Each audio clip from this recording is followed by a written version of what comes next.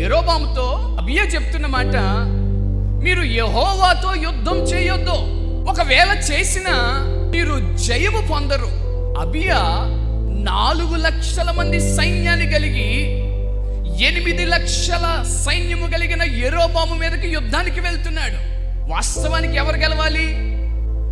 యెరోబాము సైన్యము సంఖ్య పెద్దది, ఎందుకంటే 8 లక్షల మంది సైన్యం.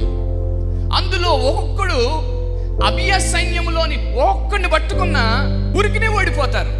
కానీ యెరోబాముతో ఓ ధైర్యంగా సవాలు విసురుతూ మాట్లాడుతుంటాడు. యెరోబామా, మేము గెలవడానికి 7 కారణాలు, అందులో మొదటి కారణం ఏంటో తెలుసా? యెహోవా మాకు తోడై ఉన్నాడు. హల్లెలూయా.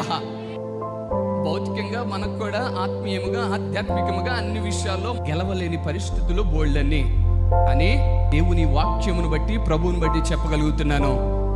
దేవునిలో నిలబడిన వ్యక్తులు, దేవునితో నడిచే వ్యక్తులు, దేవుని వాక్యాన్ని ఆధారం చేసుకుని బ్రతికే వ్యక్తులు, దేవునితో జీవించే వ్యక్తులు, దేవునిలో తన మనస్సులను తన హృదయాలను వారి జీవితాలను అప్పగించుకునే వ్యక్తులు నిరంతరము నిత్యము గెలుస్తారు.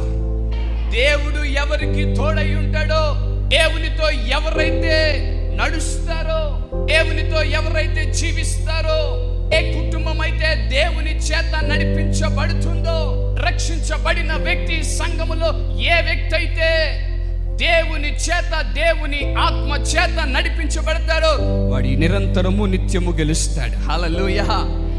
అపజయము ఉండదు, ఓటమికి అవకాశమే ఉండదు, నిత్యము కూడా జయం ఉంటుంది అక్కడ.